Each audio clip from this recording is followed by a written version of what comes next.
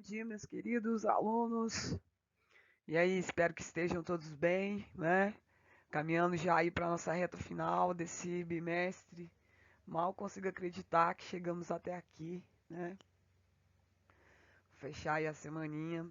Hoje nossa aula de artes aí, pessoal do terceiro ano, que corresponde ao dia 22/6, tá? A gente vai, na verdade, fazer uma retomada sobre o mesmo assunto que a gente está vendo, que é sobre a arte e a cultura de massa, né? Só que agora a gente vai falar especificamente um pouquinho nos Estados Unidos, um pouquinho sobre esse movimento. Separei algumas partes importantes aqui pra gente como um resuminho básico, né? Pop art. A pop art é uma escola que utiliza em suas representações pictóricas imagens e símbolos de natureza popular. Originado particularmente nos Estados Unidos e na Inglaterra, este movimento foi assim batizado em 1954, quando o crítico inglês Lawrence Allouhai assim o denominou, ao se referir a tudo aquilo que era produzido pela cultura em massa no hemisfério ocidental, especialmente aos produtos procedentes da América do Norte.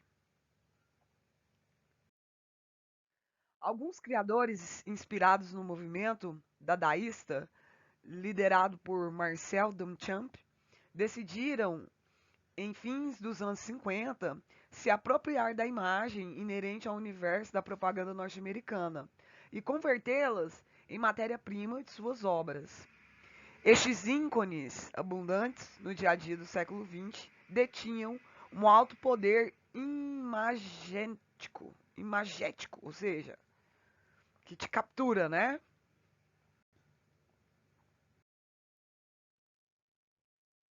A pop art ela representava um retorno da arte figurativa, contrapondo-se ao expressionismo alemão, que até então dominava a cena artística.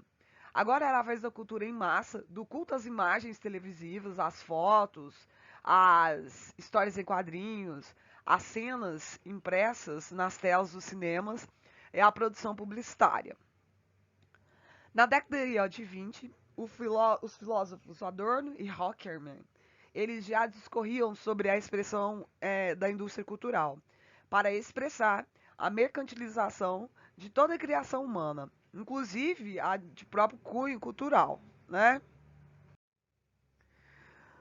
Nos anos aí 60 já, produzido tudo massivamente, ou seja, tudo é produzido em grande massa. E cria-se uma aura especial em torno do que é típico da massa e do que é considerado popular. Dessa esfera, transplantam-se a simbologia e os signos típicos da massa para que assim rompam-se todas as possíveis brechas que tem ali entre a arte e o povo. Há um certo fascínio em torno do modo de como a população aí age, né? Os artistas, eles recorrem à ironia para elaborar uma crítica ao excesso de consumismo que permeia o comportamento social, estetizando os produtos massificados, tais como os provenientes da esfera publicitária, do cinema, dos quadrinhos e de outras áreas afins, né? Eles se valem de ferramentas aí como a tinta acrílica, o poliéster, o látex, colorações fortes e calorosas, imitando artefatos da rotina popular.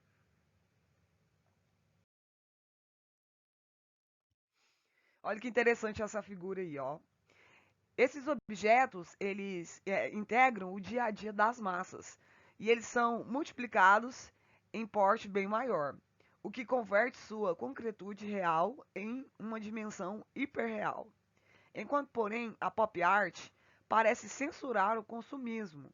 Ela igualmente não prescinde dos itens que integram o circuito do consumo capitalista.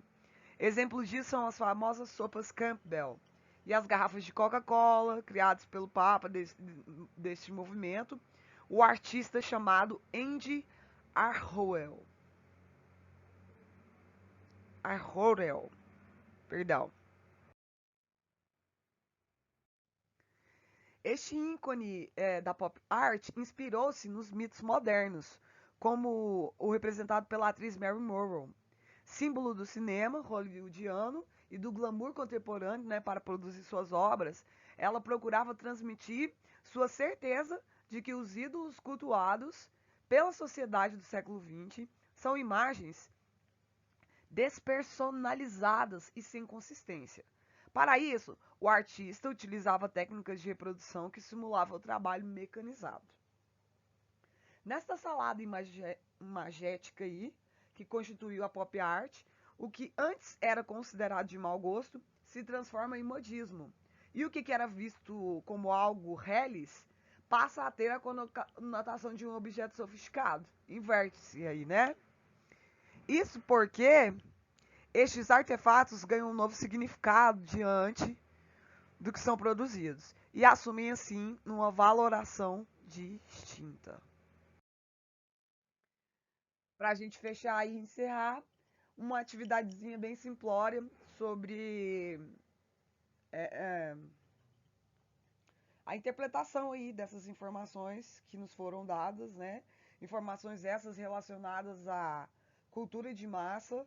Agora, mais especificamente, falando dessa cultura de massa no seu surgimento, que é aí nos Estados Unidos, né? A partir desse ponto de vista, a gente vai começar a abordar aí com esse pensamento. Então, você tem 5 questões interpretativas que você vai dentro do próprio texto mesmo encontrar as respostas, né? Em que ano que é que ocorre esse movimento da arte pop, né? Na década de 20 lá, os filósofos, o Horkheimer e o Adorno, eles já discorriam, né, sobre essa expressão cultural. E o que eles tinham para demonstrar e nos dizer com isso? Os artistas recorriam ao que para classificar o excesso de consumismo. Foi falado aí, agorinha, né? A um tipo de sentimento. O que eles recorriam para classificar? E, para finalizar, você vai comentar um pouquinho sobre o artista Yendi, tá? E os seus feitos.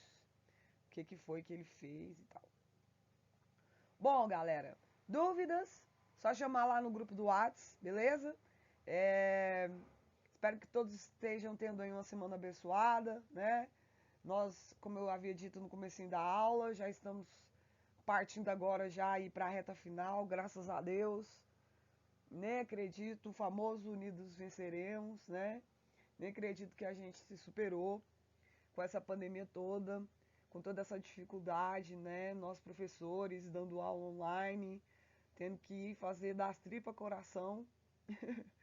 Mas graças a Deus deu tudo certo. Fruto disso a gente já tá chegando aí finalzinho do mês de junho já, né? Eu espero que todos tenham ficado bem. Se restar algum tipo de dúvida, só chamar a gente lá no WhatsApp, a professora tá lá à disposição de vocês, tá bom? Não fica com vergonha não, gente. Participem das aulas, né? É uma maneira de você garantir a sua nota, né? É uma maneira de você garantir a sua aprovação. Como nós estamos nessa época de pandemia agora e como a gente está tendo essas aulas fora do ambiente escolar, isso talvez facilita por um lado, complica por um lado, mas facilita por outro, né? Que outro? O professor ele só está podendo cobrar de você a teoria, né? Por exemplo, você não está sendo avaliado em sala de aula, referente ao seu comportamento, referente ao seu trabalho em grupo, porque no momento a gente está trabalhando o quê? Sozinho, em casa, solitário. Então pensa assim, nossa, eu vou fazer só a parte teórica, já garanto a minha nota, né? Ou seja, é até mais fácil. Desculpa. Qualquer dúvida, só chamar a professora lá no WhatsApp, tá bom? Estou à disposição de vocês. Um grande abraço a todos. Tenham uma resto de semana aí abençoadíssimo, tá bom? Beijão, bye bye. Até mais, galera.